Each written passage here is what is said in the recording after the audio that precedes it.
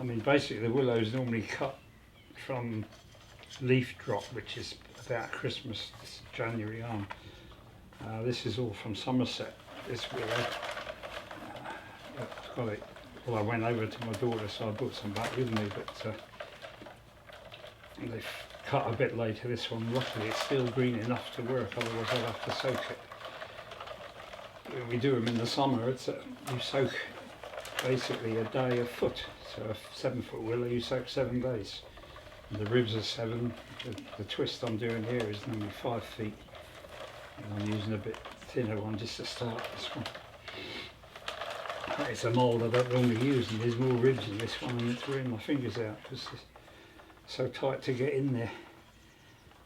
Basically, when you start the plate, you put all the ribs into the plate, into the mould, and you do a little bit of that basket weave that you've got there, and then you start the twist, and that twist will carry on all the way around the pot, as you can see on the other ones, until it's finished. It's one continuous rope of willow, so all the time I can tell from the feel when they're getting a bit thin, and you always add a new stick to each half of the twist at the same time, otherwise they get out of balance. This one now, we're to the stage, we're going to start shaping the pot. So got a peg,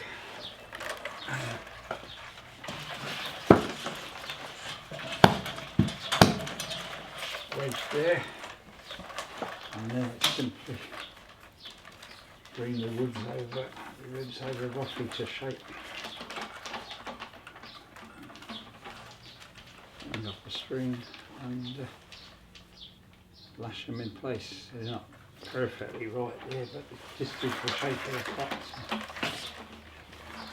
So I can adjust them again. I'll have to change the tines later on as I work around.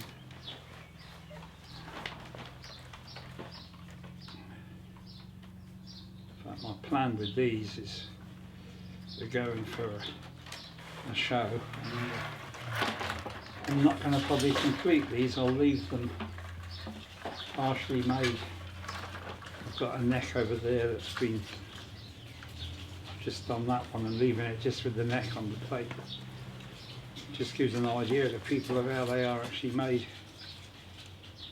And it gives a bit more height to a display with the ribs left sticking up.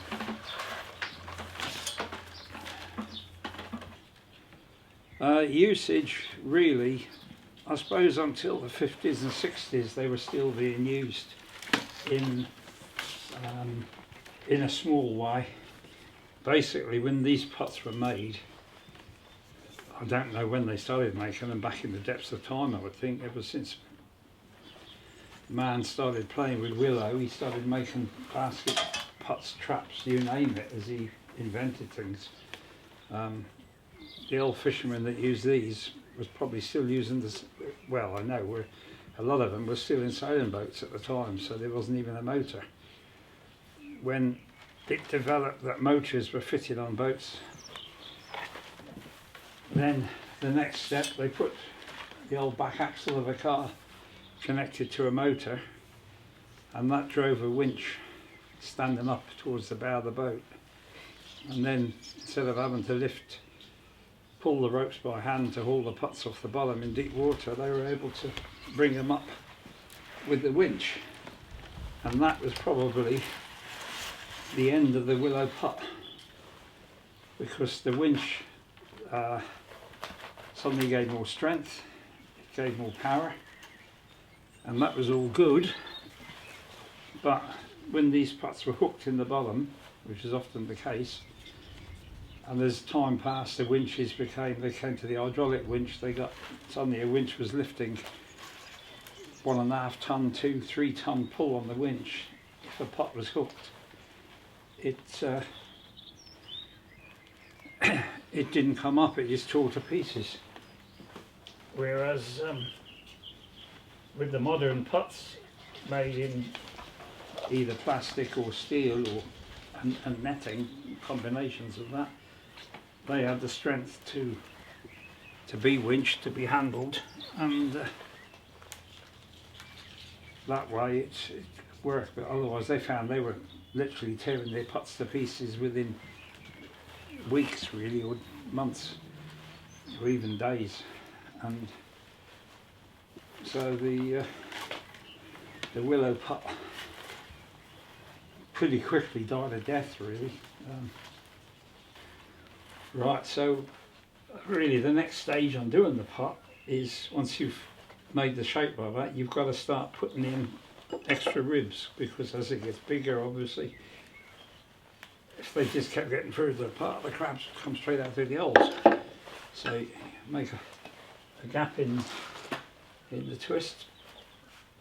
These ribs have all been sharpened. I've sharpened them up ready ahead.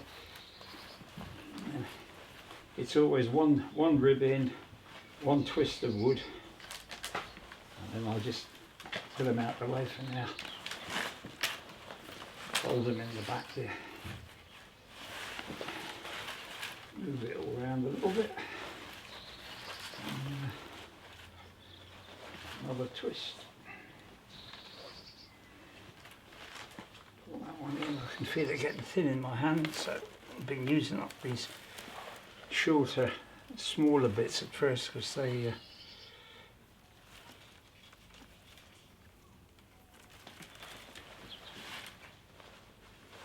actually a bit easier to handle whilst it's tight around the neck. Put one in, bring it in, and put another rib in here again. It's all adding ribs. The first circle as you come out around this.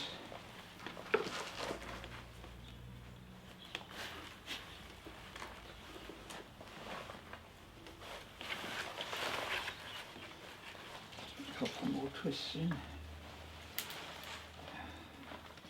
I'm going to undo that bit. Shouldn't be filmed. That bit's no good, it's breaking. These are scraps really, trimmed off the end of the ribs, but they're that bit smaller, and that one there's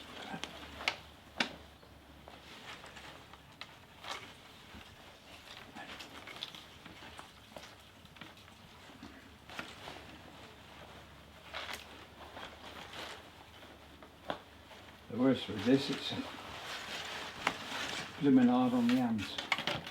But you can't really wear gloves because they get stuck in the twist all the time.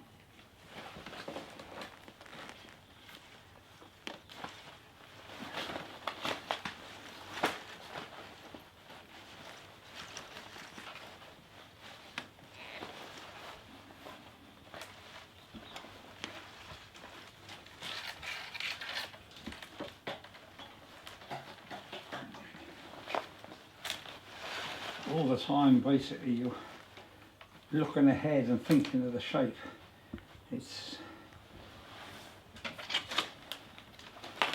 don't want to put in an extra rib every time, otherwise you end up with a high spot or something on the pot, and if it's wearing on the seabed, in no time that's a weakness that's going to wear through and break the pot.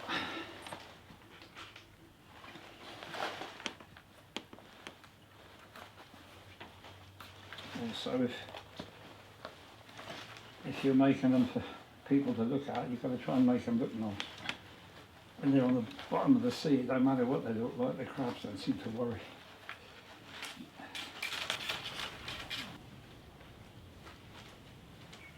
Just thinking back, I actually learnt to make these from a great uncle of mine, an old chap. He was well on in years when I was a youngster.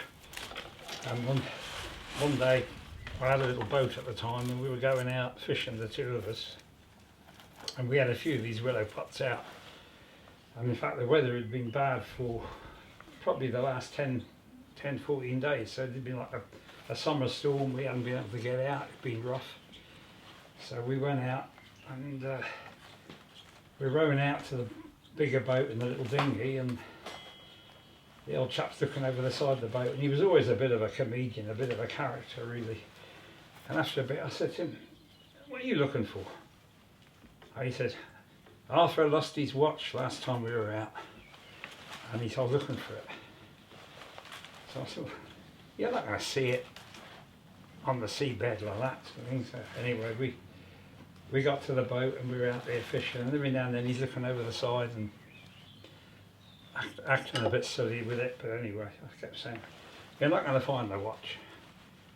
And we caught a nice catch of fish, like wet fish. And then he said, can we go and do his crab pots? Since we had some fish, we could use the heads and that for bait, so we got a couple of bits ready. And these crab pots were in probably 100 foot of water, around some of the big reefs you see out off the west coast, where the storm had been. Well, it's been everywhere, but so being the youngster in the boat, it was left to Muggins here to lift the pot, so I had to pull on the ropes. He was just sat in the stern watching. I didn't have a winch on my boat, and was lifting his pots, and as the pot came up alongside the boat, I leaned over to the pot and I did that, and I passed my hand back to him and I said, there's Art's watch, now for goodness sake don't lose it again. And the watch had broken on the pin on the strap. It was hanging on one of the twists of willow like that, with the watch hanging one side and the other half the strap the other side, just dangling into the pot.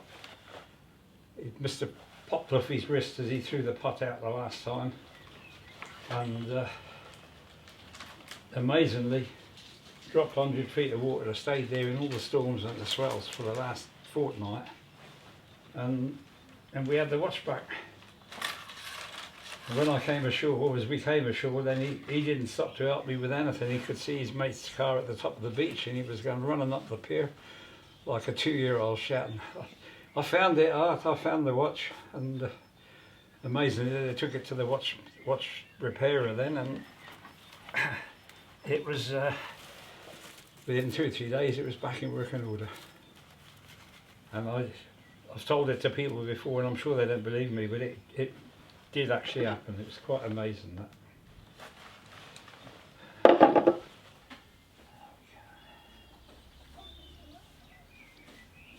It's another day and it's a bit different weather.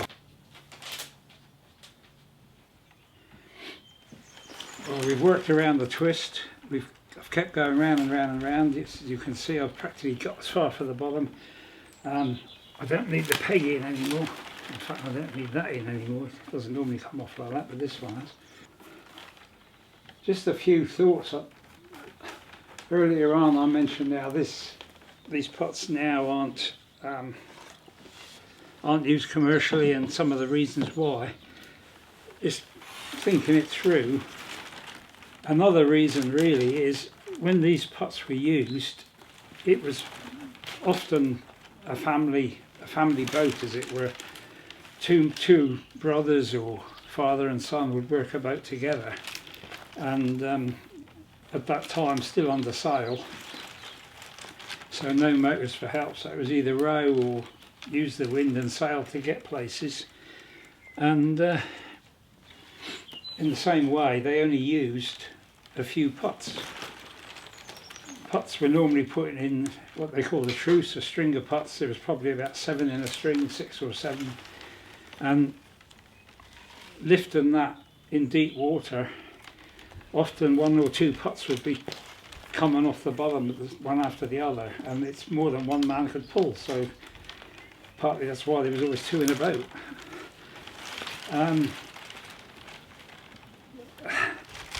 The family, they would probably work 3 strings of pots out in deep water, and a few other pots, just 2 or 3 in the bay around the mooring for other reasons. So they could make a living. They could catch enough crab with their 2 dozen, roughly 2 dozen pots. It got that modern fishermen were fishing 100 pots each. Now they're probably fishing 200-300 pots each. To make this sort of pot in those quantities as well for anybody would be, well, rather difficult, I think, for anyone. So I think it's for all these reasons really that this sort of pot has died a death. Probably still caught better for what it was, but we're basically working into the last ring of twist around the pot and getting closer and closer to the earlier twist. which gets a little bit harder on the hands, but then I can run this into nothing, as it were. And then we'll start looking at the heavier wood to put the bottom in it. Well, first of all, I have to give it a haircut, just tidy it all up, so I can't get into it and trim it all when the bottom's there. I'm a bit too big to get through the neck.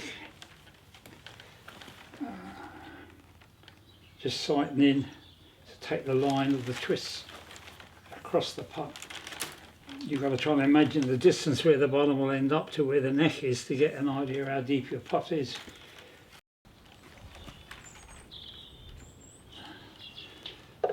That'll do, I think.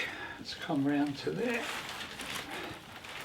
So that doesn't look too bad for a base. Right. I have to admit to using zip ties.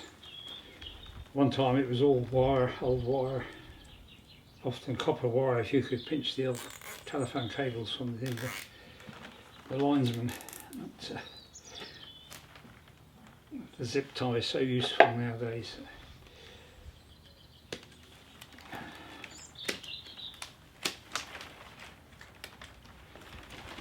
Right, go inside first and just trim off all the little ends and the end of the ribs.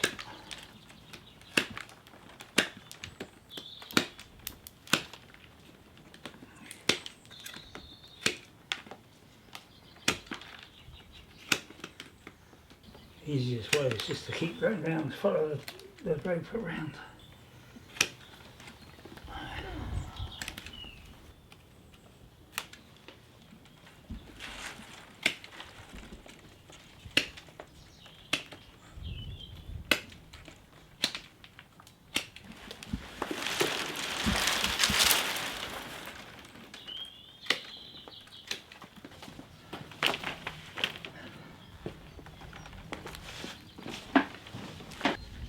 Got it trimmed up and clean. You can see it suddenly looks a totally different pot when it's been tidied up.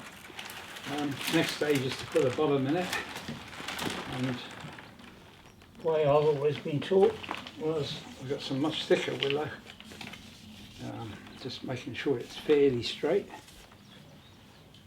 We put 4 of these across the pot, and it's just a case of positioning them till they look about right.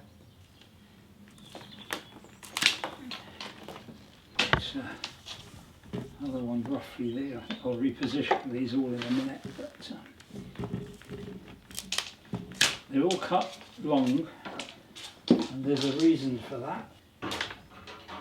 If we cut them back all nice and neat right to the edge of the pot, when it's been out in the water for a few days or a few weeks, it's always moving in the sea. There's always a wave action and wear and tear, and the pots wear away around the edges. So what's the 3 or 4 inches of wood sticking out is basically the rubbing strip to otherwise they'd wear at the edge and you'd have a big gap where the crabs would get out the edge of the pot.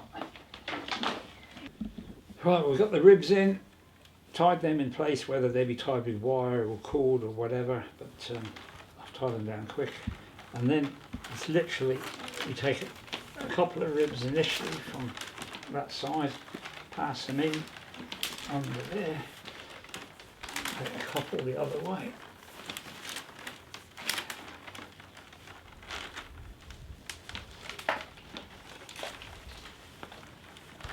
Another couple. And then I just do them individually after that. They come in. You've got to get a nice tight solid bottom, because that's the bit that takes all the wear on the seabed, and if it's not strong, your pot's not going to last very long through the season. Right, same on this side as the other side. First few I do them in pairs because it's quicker under the rib. From there you can see the neck, and which just makes me think to mention that different size pots, you have different size necks. The bigger the neck, the bigger the crab, they say. You'll get spider crabs, chanker, the brown crab, And one time a lot of crayfish. Nowadays crayfish are very, very rare, so you don't see many at all. Literally, I think a lot of fishermen are lucky to get one a season, but it might be increasing very slightly. But a nice big open neck is better for crab, but if it's for lobster, etc., lobster tend to get out again with a big neck. So some of the pots are made with a much tighter, deeper neck, and then it will be better for lobster. But other bigger crabs then can't get in. It's just a case of weaving in and out, in and out. We're trying to put them opposing over the wood. So one that way, bringing them in from underneath the twist. In some cases,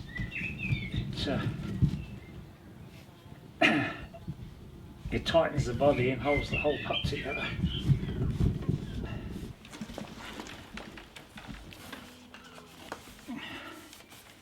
Yeah, so neck size controls what you catch to a certain extent. Also, sometimes you make the neck a lot deeper so it's nearer the bottom of the pot. One trick the people used to do was to where are we?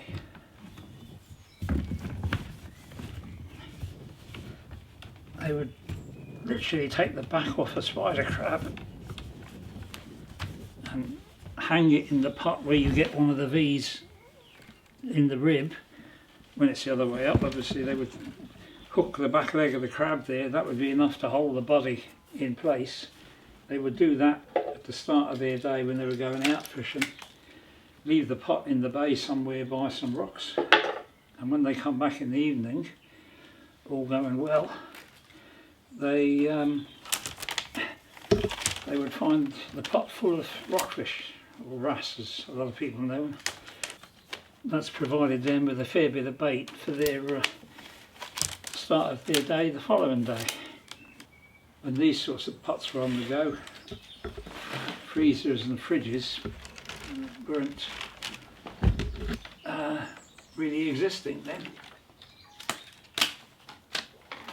So I think the old people in their own way used to do a lot more conservation, because they would catch enough for their orders. They would catch enough to keep everybody happy, but they would leave a lot more fish behind. So there was a lot more fish around, and a lot more to be had every year. So it was their own forms of conservation, really. Nowadays it's quotas, and you see all these fish being thrown back dead because they caught too many, which is such a sad state of affairs, really. I mean, all this in these days were all worked using willow, or tamarisk as well was used a lot. They called it seep over here. That's the furry little green leaf you see along the coast everywhere. It's quite resistant to the salt. It doesn't bend like willow, but it would have been used for the ribs on the pots, like there where they've been introduced. The last 2 or 3 ribs going in, you can see where they're widening out. That would have been done in tamarisk because it would give you more strength. Working with the willow, also the old people would have made their fishing basket, the Guernsey basket, the pannier-co. And also, to keep, for example, the rockfish alive overnight, they'd also make couches. The couches, it looks almost like a short torpedo. It's pointed both ends. It's got a trapdoor down one side. And on the older boats, there was always a block of wood on the transom with a little hole in it down at the water level, water line. And that was basically to tie the couche to, so when they were sailing out, they'd take the fresh bait with them. Nowadays, a lot of people still use couches, and they use them for sand eels, to keep sand eels alive in. But the modern boats go so fast that if they drag them in the water behind, they actually kill all the sand eels. So they put them in a bait tank on board. But one time all the couches were behind the boat, and they would just follow in sort of known as the dead water. You get a little slack spot right under the stern of the boat where there's no real movement, and they last longer there like that. That's right.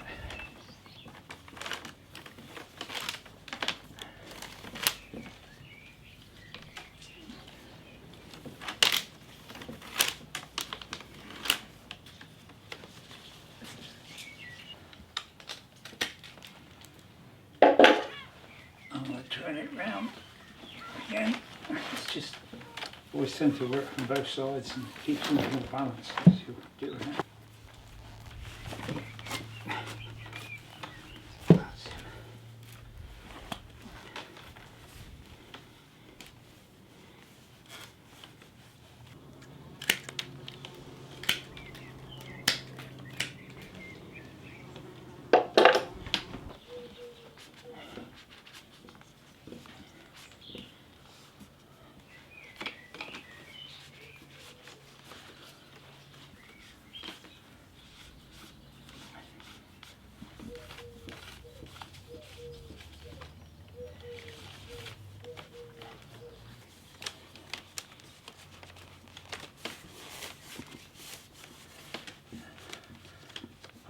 Call that one.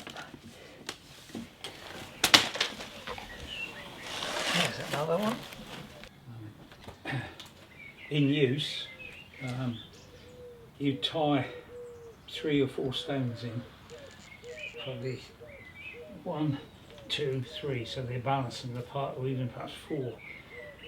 Basically, when it's thrown in, it lands and the weight takes it down, and it hopefully sits the right way up.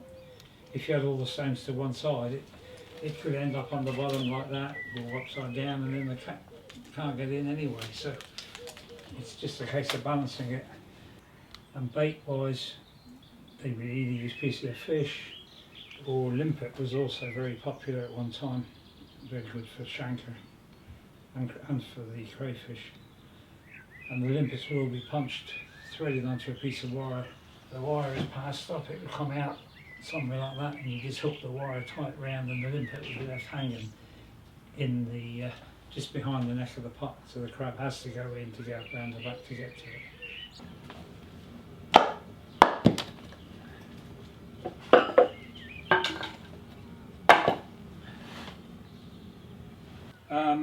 Yeah, I mean basically that's number 5. I think you can see the others around on the floor in here.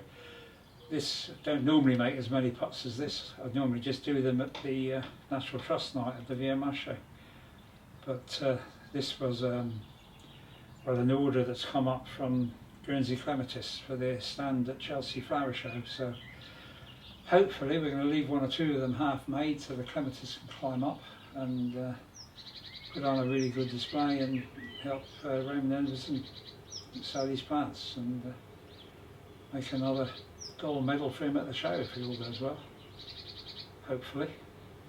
I'm going to have a rest now, give my hands a rest, because I think it's time they had one.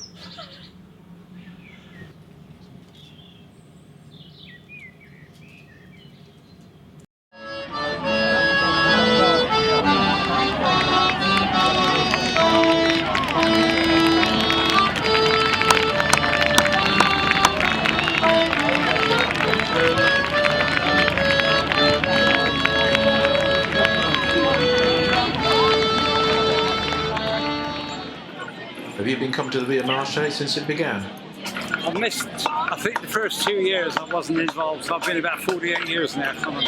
They gave me a 15 medal. I got one, thanks.